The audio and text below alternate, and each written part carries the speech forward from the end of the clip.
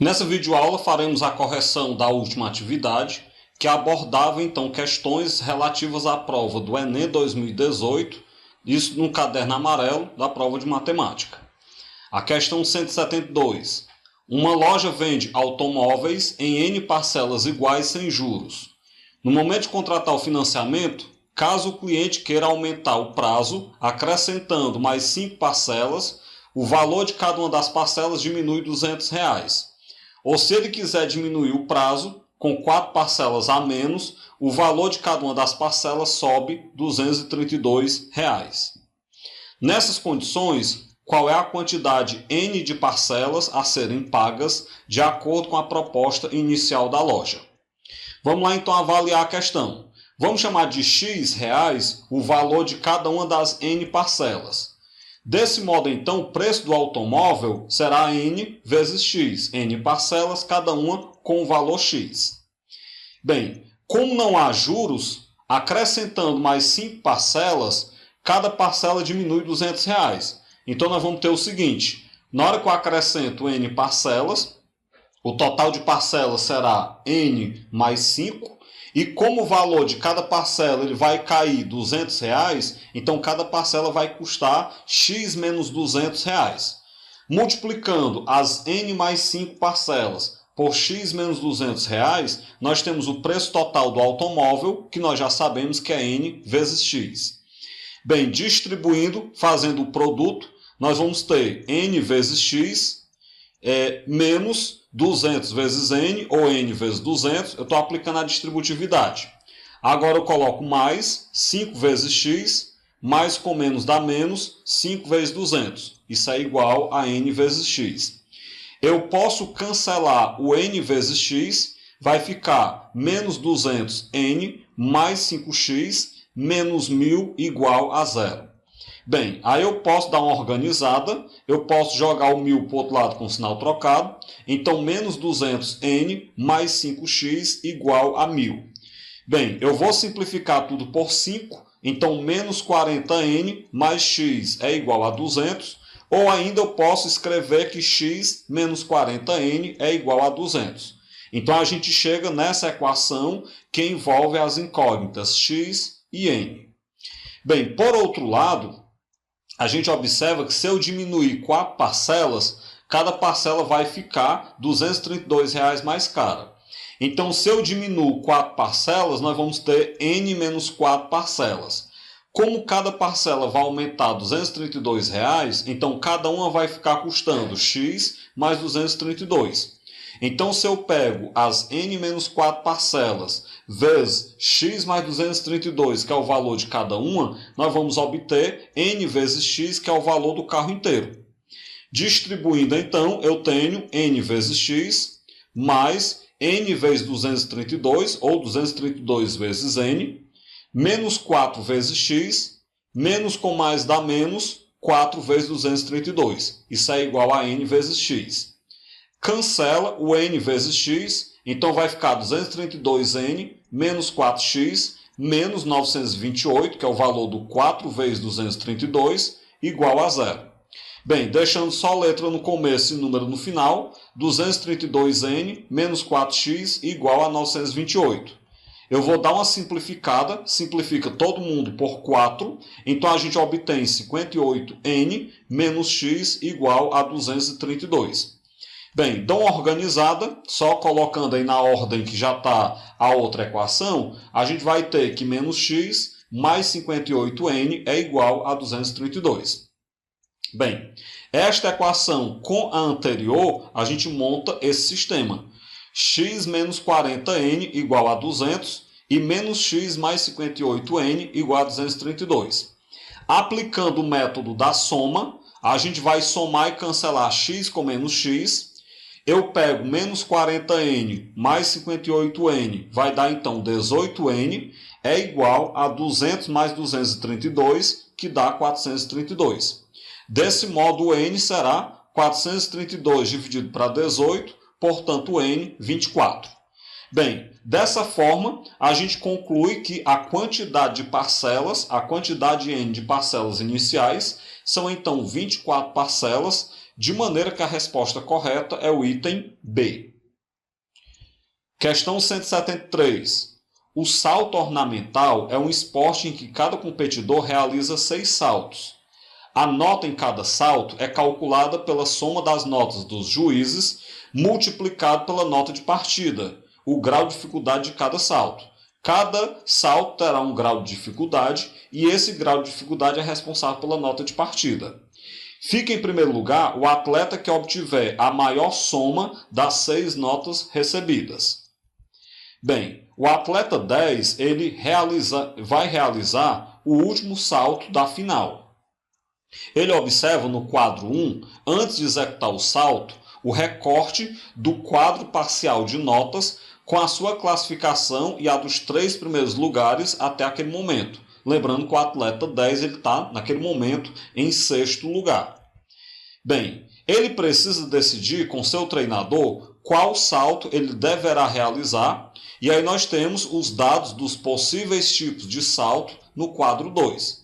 Você tem o tipo de salto do tipo 1 ao tipo 5, a nota de partida, que é de acordo com o seu grau de dificuldade, uma estimativa da soma das notas dos juízes, lembrando que a pontuação do atleta vai ser o produto da nota de partida pela estimativa da soma das notas dos juízes, e nós temos aí do lado a probabilidade de ele obter a nota esperada nesse salto. Bem, o atleta optará pelo salto que tem a maior probabilidade de obter a nota estimada, de maneira que ele permita alcançar o primeiro lugar. Então ele vai tentar um salto que dê para ele ficar em primeiro lugar, e dentre os saltos que possibilitam ele ficar em primeiro lugar, ele vai tentar aquele salto que tem a maior probabilidade de conseguir. Bem, considerando essas condições, o salto que o atleta deverá escolher é qual dos 5 que nós temos aí? Bem, vamos ver o seguinte. No momento, o atleta 10 está em 6º lugar, com 687,5 pontos. Para que ele alcance o primeiro lugar, ele tem que ultrapassar 829 pontos. Então, desse modo, para que ele fique em primeiro lugar, ele tem que superar o atleta 3, que está em primeiro lugar e já tem 829 pontos. Desse modo, então, para a gente saber a quantidade mínima de pontos necessário para ele ficar em primeiro lugar, eu vou pegar os 829 pontos que o atleta 3, que está no primeiro lugar, já tem, menos os 687,5 pontos que o atleta 10 possui. Ou seja, isso dá 141 pontos e meio. Isso quer dizer que para que o atleta 10 fique em primeiro lugar, ele tem que conseguir uma pontuação superior a 141 pontos e meio, para então superar o atleta 3 e assumir a liderança. Bem, agora a gente vai determinar a quantidade de pontos que cada salto pode gerar, para a gente ver quais são os saltos que são capazes de dar uma pontuação superior a 141 pontos e meio. Vamos lá então. Para isso, para saber a pontuação de cada salto, é só multiplicar a nota de partida pela estimativa de nota dos juízes. Então seria o seguinte: para o salto T1, eu pego 2,2 vezes 57, então o salto T1 dá no máximo 125,4 pontos. Percebam que com o salto T1 não dá para o atleta ficar em primeiro lugar. Ele precisa de mais de 141 pontos e meio. No salto T2, eu vou pegar então 2,4 vezes 58. Isso vai me dar 139,2 pontos. Observem que também não dá para ficar em primeiro lugar com esse salto. O salto T3, eu pego então 2,6 vezes 55, dá 143 pontos. Bem, com o salto T3 é possível ficar em primeiro lugar. O salto T4, eu vou pegar então 2,8 vezes 50. Isso vai me dar então 140 pontos. O que a gente percebe? Com o salto T4 não é possível o atleta ficar em primeiro lugar, porque o atleta precisa tirar mais de 141 pontos e meio. E o salto T4 ele vai lhe dar no máximo 140 pontos. Continuando a análise, o salto T5, eu pego 3 vezes 53, isso vai me dar então 159 pontos. Então, com o salto T5 também é possível ficar em primeiro lugar. Ok. A gente observa então que nós temos dois saltos que é possível, através deles, ficar em primeiro lugar, que são os saltos T3 e T5. O que o atleta vai fazer? Ele vai escolher, então, agora o salto que ele tem a maior chance de conseguir.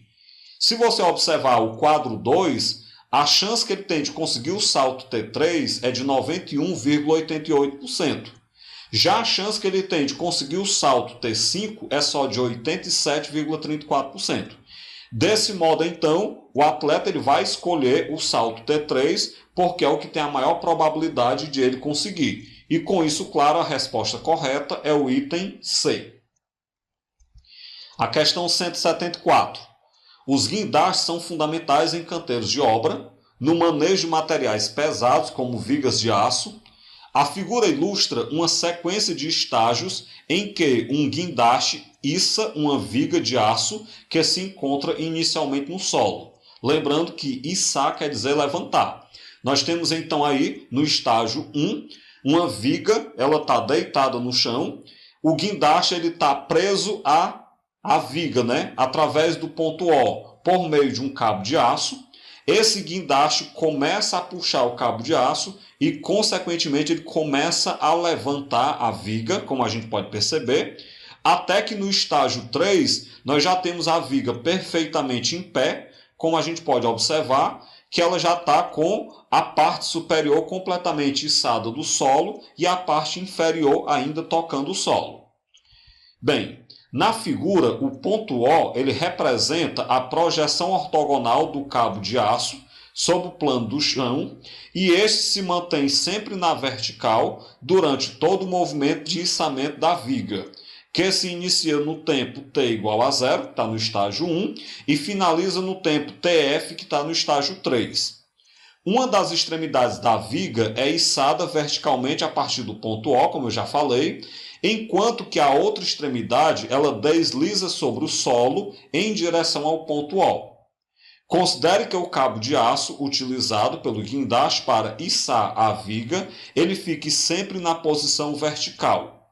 Na figura, o ponto M ele representa o ponto médio do segmento que representa a viga. Então, o ponto M ele é o ponto médio da viga. O gráfico que descreve a distância do ponto M ao ponto O, em função do tempo, entre os instantes t igual a 0 e tf, é qual desses que se apresentam aí nas nossas opções? Bem, vamos então avaliar a questão. Eu vou destacar nessas três imagens acima a trajetória descrita pelo ponto M durante o içamento da viga.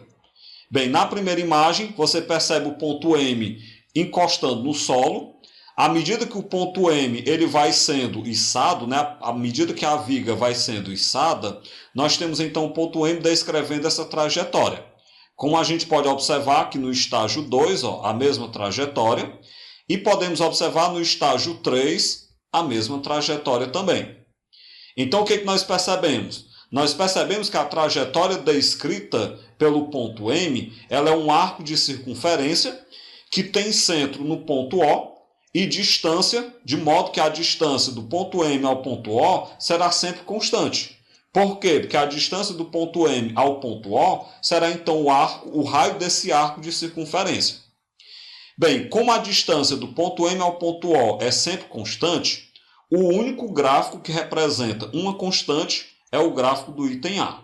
Então, a resposta correta aqui está representada pelo gráfico do item A, que é o gráfico de uma função constante. Questão 175. A inclinação de uma rampa ela é calculada da seguinte maneira. Para cada metro medido na horizontal, mede-se x centímetros na vertical. Diz-se que, nesse caso, a rampa tem inclinação de x%. Ou seja, se eu tiver 1 metro na horizontal e x centímetros na vertical, a inclinação dessa rampa será de x%. Por exemplo, na figura, nós temos 1 metro na vertical e 20 centímetros na horizontal. Na verdade, eu troquei, né? Nós temos 1 metro na horizontal e 20 centímetros na vertical. E aí, nesse caso, nós temos uma rampa de inclinação de 20%. Por que 20%? Imaginem, se eu colocar 1 metro em centímetro, nós temos então 100 centímetros na horizontal e 20 centímetros na vertical. O 20 centímetros da vertical, ele é 20% dos 100 centímetros da horizontal. Então, na verdade, nós teríamos que a inclinação é 20 sobre 100, que é 20%.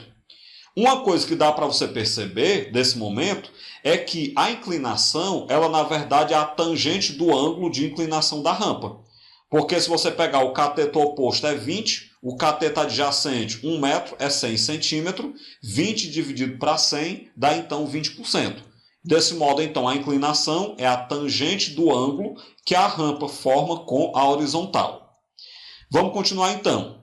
A figura a seguir, ela apresenta um projeto de uma rampa de acesso a uma garagem residencial, cuja base, situada 2 metros abaixo do nível da rua, tem 8 metros de comprimento. Então você percebe aí que para você chegar do nível da rua até a garagem, tem uma rampa, né? Uma rampa após o portão. Essa rampa ela tem 8 metros de comprimento, isso na horizontal, e ela tem 2 metros de altura. Bem, desse modo, depois de projetada a rampa, o responsável pela obra foi informado de que as normas técnicas do município, onde ela está localizada, exigem que a inclinação máxima de uma rampa de acesso a uma garagem residencial ela seja no máximo de 20%. Bem, se a rampa projetada tiver inclinação superior a 20%, o nível da garagem deverá ser alterado para diminuir o percentual de inclinação, mantendo o comprimento da base da rampa. Ou seja, você não vai alterar o comprimento da base da rampa, você alterar apenas o desnível entre o nível da garagem e o nível da rua. Bem, para atender às normas técnicas do município, o nível da garagem deverá ser o quê? Deverá ser mantido, deverá ser elevado, deverá ser rebaixado, e em quantos centímetros? Vamos avaliar o seguinte. A inclinação, como eu já falei, ela se refere à tangente do ângulo de inclinação. Desse modo, então, se nós tivermos um ângulo de inclinação alfa, a inclinação de 20% quer dizer que a tangente desse ângulo alfa ela deverá ser de 20%, que é 0,2. Vamos imaginar o seguinte. A altura H, que seria uma altura correta para essa rampa, ela deveria ser de tal maneira que a tangente de alfa é H sobre 8. Por que a tangente de alfa é H sobre 8? No triângulo destacado aí na imagem, a tangente do ângulo de inclinação, eu pego a altura H, que eu quero saber, que é o cateto oposto, e divido pelo cateto adjacente, que é o comprimento da base da rampa, que é 8. Por isso, então, que a tangente é H sobre 8. Cateto oposto sobre cateto adjacente. Essa tangente é 0,2, ela é igual a H sobre 8. Faça produto dos meios pelos extremos, a gente vai perceber então que H é 0,2 vezes 8, que é 1,6 metros. Ou seja, a altura da nossa rampa ela tem que ser de apenas 1,60 m. E aí você pode observar na imagem que ela está de 2 metros. Como a rampa ela tem que ter uma altura de apenas 1,60 m e ela está com a altura de 2 metros, então isso quer dizer que essa rampa ela deve ser rebaixada 40 centímetros. O que você faz para rebaixar a rampa 40 centímetros? Você vai ter que aterrar a garagem para poder elevar o nível da garagem. Então você vai aterrar a garagem 40 centímetros e desse modo você eleva o nível da garagem em 40 centímetros. Com isso, então, a resposta correta é o item A. Questão 176. Para ganhar o prêmio, uma pessoa deverá retirar, sucessivamente e sem reposição, 2 bolas pretas de uma mesma urna. Inicialmente, as quantidades e cores das bolas são como descritas a seguir. Na urna A, na verdade, ela possui 3 bolas brancas, 2 pretas e 1 bola verde. A urna B, ela possui 6 bolas brancas, 3 pretas e 1 bola verde. A urna C possui 2 bolas pretas e 2 bolas verdes. A urna D possui 3 bolas brancas e 3 bolas pretas. Bem, a pessoa deve escolher uma entre as 5 opções apresentadas. A opção 1, retirar aleatoriamente 2 bolas da urna A. A opção 2, retirar aleatoriamente 2 bolas da urna B. A opção 3, passar aleatoriamente uma bola da urna C para a urna A e, após isso, retirar aleatoriamente 2 bolas da urna A. A opção 4, passar aleatoriamente uma bola da urna D para a urna C, após isso, retirar aleatoriamente 2 bolas da urna C. E a opção 5, passar aleatoriamente uma bola da urna C para a urna D, após isso, retirar aleatoriamente 2 bolas da urna D. Bem, com o objetivo de obter a maior possibilidade, a maior probabilidade possível de ganhar o prêmio, a pessoa deve escolher qual dessas 5 opções. Isso é aquela questão chata que você vai ter que calcular, avaliar opção a opção para ver qual delas vai lhe dar a maior probabilidade de retirar 2 bolas pretas. Tem que fazer uma a uma e ao final comparar o resultado. Vamos lá então. A opção 1. A opção 1 é retirar aleatoriamente 2 bolas da urna A. Vamos lembrar que a urna A ela possui 3 bolas brancas, 2 pretas e uma bola verde. Então a urna A ela possui 6 bolas. Desse modo, a chance de eu retirar a primeira bola preta, eu tenho 2 pretas de um total de 6. Como não há reposição, a chance de a segunda bola também ser preta, eu tenho uma chance em 5. Porque eram 2 pretas, eu já retirei uma, sobra apenas uma, de um total de 6 bolas, então agora só restam 5. Multiplicando essas probabilidades, por que multiplica? Porque é a probabilidade da interseção. Eu tenho que tirar a primeira preta e a segunda preta. Então, multiplicando, nós vamos ter, então, 2 sobre 30. Quando eu dividir 2 por 30, vai dar 0,0666. Ou seja, isso é aproximadamente 6,66%. Então, nós temos 6,66% de chance de retirar 2 bolas pretas da urna A. Vamos para a opção 2. A opção 2 é retirar aleatoriamente 2 bolas da urna B. Bem, a urna B ela possui 6 bolas brancas, 3 pretas e uma verde. Então a urna B ela possui 10 bolas, dessas 10 bolas, 3 são pretas. A chance de a primeira bola ser preta é 3 em 10. E como não há reposição, a chance de a segunda bola também ser preta é 2 em 9. Multiplicando, eu obtenho 6 sobre 90, que quando eu divido, dá 0,0666, que é aproximadamente 6,66%. Então, observem que já dá para eu descartar o item A e o item B, porque a opção 1 e a opção 2 elas têm a mesma probabilidade. Vamos avaliar então agora a opção 3. A opção 3 ela é um pouco mais complexa. Passar aleatoriamente uma bola da urna C para a urna A. Após isso, retirar aleatoriamente 2 bolas da urna A. Observem que quando eu passo uma bola da urna C para a urna A, se a bola que eu passei for preta, aumenta a chance de eu tirar a bola preta da urna A. Mas se a bola que eu passei não for preta, então você não vai aumentar a chance de tirar a bola preta da urna A. Na verdade, vai diminuir. Então vejam que vai depender da cor da bola que eu retirei da urna C. A urna C ela possui 4 bolas, 2 pretas, 2 verdes. A chance de você retirar uma bola preta da urna C é 2 sobre 4. Então, se eu retirei uma bola preta da urna C e passei para a urna A ela agora vai contar com 7 bolas, das quais 3 são pretas. Então, a chance de eu retirar a primeira bola da urna A e ela ser preta é 3 sobre 7. A chance de eu retirar a segunda bola da urna A e ela também ser preta é 2 em 6. Lembrem que não há reposição. Bem, esse primeiro cálculo é a chance de eu tirar uma bola preta da urna C e passar essa bola preta para a urna A. Agora vejam que eu posso não tirar a bola preta. A chance de eu não tirar a bola preta é 2 sobre 4. Se eu não retirei bola preta, então a bola que eu passei para a urna A não é preta. Nós temos então agora 7 bolas na urna A, mas nós só temos 2 pretas lá. Então a chance de retirar a bola preta da urna A 2 sobre 7. Isso é a primeira bola. E a chance de a segunda bola ser preta, 1 sobre 6.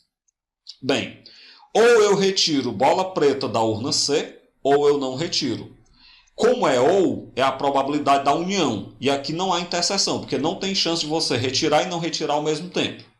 Desse modo, você vai ter que somar essas probabilidades. Bem, multiplicando esse primeiro produto, 2 quartos vezes 3 sextos vezes 2 sextos, isso dá 12 sobre 168. Multiplicando a segunda parcela, 2 quartos vezes 2 sétimos vezes 1 sexto, isso vai dar 4 sobre 168. Soma as frações, dá 16 sobre 168. Quando eu dividir, vai dar aproximadamente 0,0952, ou seja, aproximadamente 9,52%. Então, até o momento, a opção 3 é a que dá a maior probabilidade de retirar a bola preta. Vamos então para a opção 4. A opção 4, passar aleatoriamente uma bola da urna D para a urna C e, após isso, retirar aleatoriamente 2 bolas da urna C.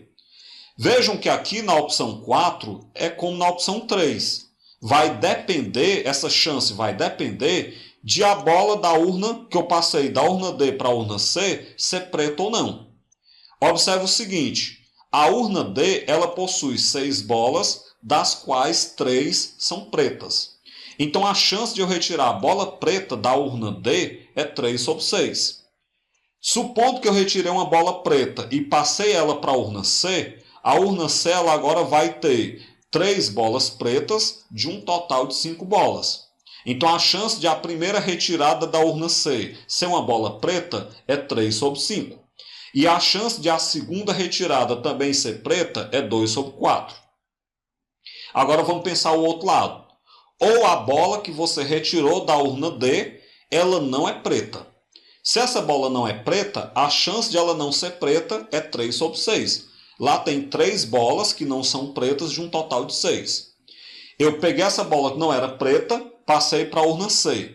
A urna C agora ela tem 5 bolas, das quais apenas 2 são pretas. Então, na hora que eu retiro a primeira bola da urna C, a chance de ela ser preta, 2 sobre 5. E quando eu retiro a segunda bola, a chance de ser preta, 1 sobre 4. Vamos então resolver. Lembrando que eu somo, porque ou eu retiro bola preta da urna D, ou eu não retiro. Então, por isso tem que ser somado. Quando eu multiplico 3 sobre 6 por 3 sobre 5 por 2 sobre 4, isso dá 18 sobre 120. Quando eu multiplico 3 sobre 6 por 2 sobre 5 por 1 sobre 4, isso dá 6 sobre 120. Somando as frações, dá 24 sobre 120. Divide 24 por 120, isso dá 0,2, que é 20%. Então, até o momento, a maior probabilidade de retirar 2 bolas pretas está na opção 4. Mas ainda temos que avaliar a opção 5. A opção 5 é passar aleatoriamente uma bola da urna C para a urna D e, após isso, retirar também aleatoriamente 2 bolas da urna D. Bem, vamos pensar o seguinte, a urna C possui 4 bolas, sendo 2 pretas e 2 que não são pretas.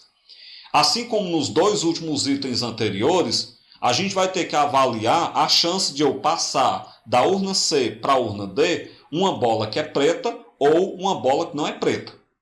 Vamos lá então. Para eu retirar a bola preta da urna C, eu tenho a opção de 2 opções em 4. Passei então a bola preta para a urna D. A urna D ela agora tem 7 bolas, das quais 4 são pretas. Então a chance de eu retirar a primeira bola da urna D e ela ser preta é 4 sobre 7. E a chance de eu retirar a segunda bola da urna D e ela também ser preta é 3 sobre 6. Mas pensem no ou, pensem no contrário. Pode ter acontecido de a bola que eu passei da urna C para a urna D não ser preta. Então a chance de a bola não ser preta é 2 sobre 4. Como eu passei uma bola que não era preta para a urna D ela tem agora 7 bolas, das quais apenas 3 é preta. Então a chance de tirar uma bola preta da urna D, feito isso, é 3 sobre 7. E a chance de a segunda bola também ser preta é 2 sobre 6. Tem que somar, porque ou eu retiro bola preta da urna C, ou eu não retiro. Multiplicando 2 quartos, 4 sétimos e 3 sextos, dá 24 sobre 168. Multiplicando 2 quartos, 3 sétimos e 2 sextos, dá 12 sobre 168. Somando as frações, dá 36 sobre 168. Divide, vai dar aproximadamente 0,2142. Isso é aproximadamente 21,42%. Desse modo, então, como a gente pode perceber, a opção com maior chance de ganhar, a opção com maior chance de retirar duas bolas pretas é a opção 5. De maneira que a resposta correta é o item E. Questão 177. A Econfonte possui design baseado na velha fonte Vera Sans. Porém, ela tem um diferencial. Ela tem pequenos buraquinhos circulares congruentes e em todo o seu corpo, presentes em cada símbolo. Esses furos proporcionam um gasto de tinta menor na hora da impressão. E aí nós temos a representação do design da Econfonte. Você observa que as letras possuem furos, círculos, que acabam constituindo aí uma maneira de economizar tinta na hora da impressão.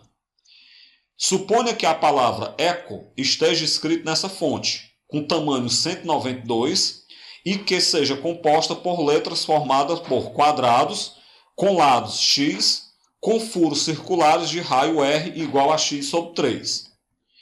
Para que a área a ser pintada seja reduzida a 1 sobre 16 da área inicial, pretende-se reduzir o tamanho da fonte. Entendam, eu não vou reduzir a área inicial 1 sobre 16. Eu vou reduzir a 1 sobre 16. Para que eu reduzo a 1 sobre 16, na verdade eu tenho que diminuir 15 sobre 16 dessa área. Sabe-se que, ao alterar o tamanho da fonte, o tamanho da letra é alterado na mesma proporção. Bem, nessas condições, o tamanho adequado da fonte será que tamanho? Essa questão ela é bem simples, desde que você entenda proporcionalidade envolvendo área. Na verdade, você deve estar pensando que a gente vai calcular área de círculo, área dos quadrados, somar, e na verdade nós não vamos fazer nada disso. O que nós vamos pensar? Se nós queremos uma redução a 1/4 da área pintada, na verdade a 1 sobre 16 da área pintada, como a gente sabe que 1 sobre 16 é na verdade 1/4 ao quadrado, então a gente observa que a gente deve reduzir a 1/4 o tamanho da letra. Aí você diz, por que uma redução de 1 sobre 16 na área equivale a uma redução de 1/4 no tamanho da letra? Observem que quando eu trabalho com área, eu estou trabalhando com duas dimensões. E é por isso que eu fiz a análise 1 sobre 16 é 1/4 ao quadrado.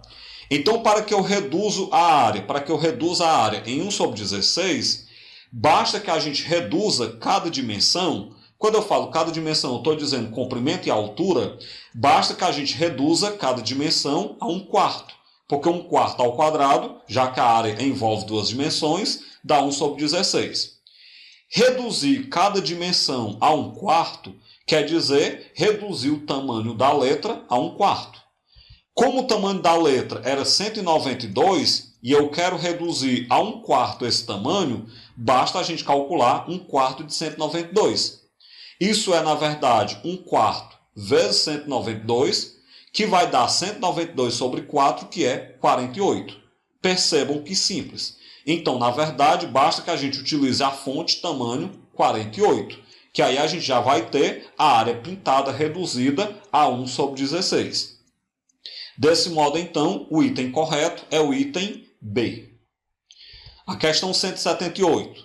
Para criar um logotipo, um profissional da área de design gráfico deseja construí-lo utilizando o conjunto de pontos do plano na forma de um triângulo, exatamente como mostra a imagem. Então você percebe aí na imagem, no nosso plano cartesiano, o protótipo aí do nosso logotipo.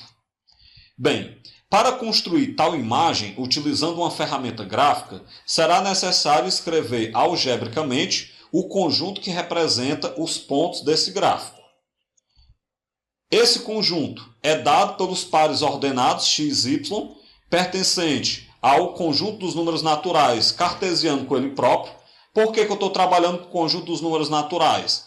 Observem que o nosso plano cartesiano, o design, ele está localizado apenas na parte positiva. E além de estar localizado apenas na parte positiva, observe que nós não temos ponto em valores quebrados. Nós temos pontos em apenas valores inteiros. Com isso, então, a gente pode considerar esse plano cartesiano como sendo o produto cartesiano dos números naturais por ele mesmo. E aí nós queremos saber qual é desses conjuntos que estão representados aí nos itens, qual é o que representa a solução do intervalo em que está localizado o nosso logotipo. Bem, primeiro eu vou observar o eixo X.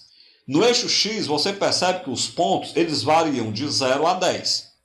Se no eixo X os pontos variam de 0 a 10, então a gente tem um intervalo 0 menor ou igual a x, menor ou igual a 10. Outra coisa que eu tenho que chamar a atenção é que o logotipo ele vai ficar entre as retas y igual a 0 e y igual a x. Vamos lá observar. Ó. A reta y igual a 0 é, na verdade, o eixo x. Observe que o logotipo ele está do eixo x acima e a reta y igual a x é, na verdade, a bissetriz dos quadrantes ímpares. Observe que o logotipo está abaixo dessa reta. Na verdade, ele está sobre essa reta e abaixo. Bem, se nós temos, então, o logotipo acima do eixo x, na verdade, sobre e acima do eixo x, eu posso dizer que o y é maior ou igual a 0. Por outro lado, se esse mesmo logotipo está sobre e abaixo da reta y igual a x, eu posso dizer que o y é menor ou igual a x, porque está abaixo. Com isso, então, a gente conclui que 0 é menor ou igual a y, que é menor ou igual a x. Agora vamos juntar os dois intervalos. Desse último intervalo, 0 menor ou igual a y, que é menor ou igual a x. Do primeiro intervalo, x menor ou igual a 10. Quando eu junto tudo, eu vou então chegar à seguinte condição. 0 menor ou igual a y, menor ou igual a x, que é menor ou igual a 10. Dessa forma, então, a gente percebe que o item correto é o item B. Questão 179. A figura mostra uma praça circular que contém um chafariz em seu centro e no seu entorno existe um passeio. Os círculos que definem a praça e o chafariz são concêntricos, como a gente pode observar. O passeio terá seu piso revestido com ladrilhos. Sem condições de calcular os raios, pois o chafariz está cheio, o engenheiro faz a seguinte medição. Ele estica uma trena tangente ao chafariz, medindo a distância entre os dois pontos A e B, conforme a figura que está do nosso lado direito. Com isso, ele obteve a medida do segmento de reta AB como sendo de 16 metros. Daí, então, dispondo apenas dessa medida, o engenheiro calculou corretamente a medida da área desse passeio em metro quadrado. E aí eu quero saber qual foi a medida encontrada por esse engenheiro para a área do passeio em metro quadrado. Bem, para nós calcularmos a área do passeio, eu vou fazer o seguinte. Vamos observar o triângulo que eu vou destacar na figura acima. Destaco esse triângulo retângulo. Esse triângulo retângulo ele tem como hipotenusa o raio maior. Observem que o raio maior é o raio da circunferência que define o passeio, que delimita o passeio, delimita externamente, né? A gente tem como cateto o raio menor. Esse raio menor é, na verdade, o raio do chafariz, da circunferência que delimita o chafariz. E nós temos como outro cateto 8. Porque, claro, né, essa reta ela vai tangenciar a circunferência interna na metade. Como a reta, como segmento de reta AB, ele mede 16 metros, a metade, então, é 8 metros. Bem, observando essas medidas no nosso triângulo retângulo, eu posso aplicar o teorema de Pitágoras. A hipotenusa ao quadrado é a soma dos quadrados dos catetos. Desse modo, o Rzão ao quadrado é o Rzinho ao quadrado mais 8 ao quadrado. Se a gente fizer letra de um lado e número do outro, nós vamos ter que Rzão ao quadrado menos Rzinho ao quadrado é igual a 8 ao quadrado, que dá 64. Aí você diz, para que tu calculou isso? Bem, isso vai ser útil para nós calcularmos a área do passeio. Por quê?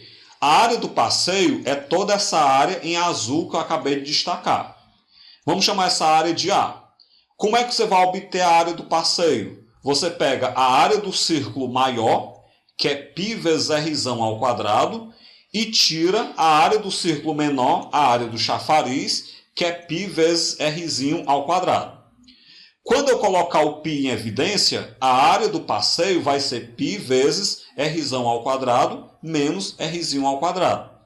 Mas observem que r ao quadrado menos r ao quadrado eu já calculei, é 64. Então a área do passeio é π vezes 64. Ou seja, a área do passeio 64π. Com isso, então, a gente conclui que o passeio possui área 64π e a resposta correta é o item D. A questão 180. Um designer de jogos, ele planeja um jogo que faz uso de um tabuleiro de dimensão n por n, com esse n maior ou igual a 2, no qual cada jogador, na sua vez, coloca uma peça sobre uma das casas vazias do tabuleiro. Quando uma peça é posicionada, a região formada pelas casas que estão na mesma linha ou na mesma coluna dessa peça é chamada de zona de combate da peça. Na figura está ilustrada a zona de combate de uma peça colocada em uma das casas do tabuleiro de dimensão 8x8. Nós temos a peça colocada numa casa branca, e aí você percebe que todas as casas que estão na linha em que está aquela peça e na coluna vão formar a sua zona de combate. O tabuleiro deve ser dimensionado de forma que a probabilidade de se posicionar a segunda peça aleatoriamente, seguindo a regra do jogo, e esta ficar sobre a zona de combate da primeira peça, ela tem que ser inferior, essa probabilidade tem que ser inferior a 1/5. A dimensão mínima que o designer deve adotar para esse tabuleiro é quanto? Nós queremos a dimensão mínima para que a probabilidade de eu colocar a segunda peça aleatoriamente e ela ficar numa zona de combate da primeira peça, essa probabilidade tem que ser inferior a 1/5. Vamos então avaliar a questão, né? Em um tabuleiro de dimensões n por n, nós temos n ao quadrado de casas, já que n vezes n dá n ao quadrado. Se eu tenho um total de casas de n ao quadrado, e eu já coloquei uma casa dessas colocando uma peça, então restam n ao quadrado menos 1 casas disponíveis para a segunda jogada. Bem, dessas n ao quadrado menos 1 casas disponíveis para a segunda jogada, a gente vai perceber que, como já foi colocada uma peça em qualquer uma dessas casas, a gente vai perceber que essa peça delimitou uma zona de combate, e essa zona de combate ela tem 2n menos 2 casas. Cada peça que eu coloco, na hora que eu coloco a primeira peça, eu delimito uma zona de combate com 2n menos 2 casas. Aí você diz, por que que a zona de combate ela fica com 2n menos 2 casas? Entendam, a zona de combate ela vai abrigar as peças que estão na mesma linha e na mesma coluna da peça que eu já localizei. Como nós temos um tabuleiro n por n, na mesma linha tem n casas e na mesma coluna tem n casas. Só que observem o seguinte, a casa onde eu já coloquei a peça, ela não pode ser contada. Se ela não pode ser contada, então naquela linha restam n menos 1 e naquela coluna também resta n menos 1. Na hora que eu juntar n menos 1 com n menos 1, vai dar exatamente 2n menos 2. Então vejam o seguinte, nós temos então um total de n ao quadrado menos 1 casas disponíveis. Dessas n ao quadrado menos 1 casas disponíveis, em 2n menos 2 casas, eu estarei com a peça na mesma zona de combate da que eu já coloquei. Assim, então, a probabilidade de a gente escolher uma casa na zona de combate da peça que eu já coloquei é 2n menos 2 dividido por n ao quadrado menos 1. O que nós queremos? Nós queremos que essa probabilidade seja inferior a 1/5. Desse modo, então, a gente quer que 2n menos 2 sobre n ao quadrado menos 1 seja menor que 1/5. Então é só a gente resolver esta inequação. Ao resolver esta inequação, a gente descobre os possíveis valores de n. Agora a dúvida é, como é que resolve esta inequação? É fazendo produto dos meios pelos extremos? Embora a gente se coste para fazer produto dos meios pelos extremos, a gente pode errar fazendo. A estratégia para resolver uma inequação como essa, onde eu tenho duas frações, é tentar cancelar os denominadores das frações. Como os denominadores são n² menos 1 e 5, então a gente vai cancelar multiplicando a desigualdade, os dois membros dela, por 5 vezes n² menos 1. Essa é a estratégia de resolução. Cancela os denominadores, multiplicando os dois lados por 5 vezes n² menos 1, que são os denominadores que eu quero cancelar. Bem, no primeiro membro da desigualdade, eu corto n² menos 1, então vai sobrar 2n menos 2 vezes 5, menor que. No segundo membro da desigualdade, eu corto 5, vai sobrar uma vez n² menos 1, que é só n² menos 1. Agora eu vou distribuir no primeiro membro, eu vou multiplicar o 5 por quem está entre parênteses, 5 vezes 2n dá 10n, 5 vezes menos 2 dá menos 10, menor que n² menos 1. Isso é uma inequação do segundo grau. Eu vou jogar tudo para o começo, vai ficar então menos n² mais 10n menos 10 mais 1 menor do que 0. Juntando menos 10 com mais 1 vai dar menos 9. Então nós temos a inequação do segundo grau, menos n² mais 10n menos 9 menor do que 0. Se eu cheguei na inequação do segundo grau, nós vamos ter que resolver a inequação do segundo grau. E aí como é que resolve? Eu resolvo a equação, sempre é assim, e após eu resolver a equação, eu faço o estudo do sinal da parábola. Resolvendo a equação menos n² mais 10n menos 9 igual a 0, resolva aí por delta e bhaskara, o que vocês quiserem, vocês vão encontrar n igual a 1 ou n igual a 9. São as duas soluções que a gente encontra. Bem, e agora como é que eu resolvo a inequação? Observe o seguinte, essa parábola, a função que representa a inequação, ela tem uma parábola de concavidade para baixo. Se eu tenho uma parábola de concavidade para baixo, a função vai assumir valor negativo, já que menor do que 0 é negativo, abaixo do eixo x. Abaixo do eixo x vai ficar então os ramos da parábola, o ramo esquerdo e o ramo direito. O ramo esquerdo ele ocorre quando n for menor do que 1, e o ramo direito ele ocorre quando n for maior do que 0.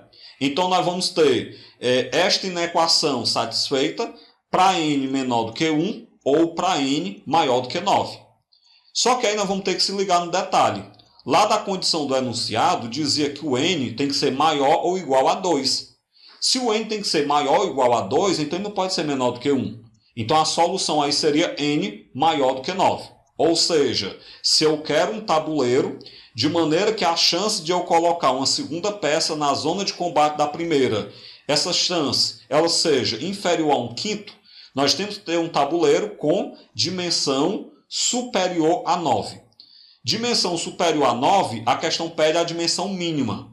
Então, o menor valor depois de 9 é 10. Então, as dimensões mínimas do tabuleiro serão um tabuleiro 10 por 10. De maneira que o item correto é o item D. Dessa forma, a gente finaliza a correção da prova de matemática do Enem 2018, onde a gente trabalhou com o caderno amarelo.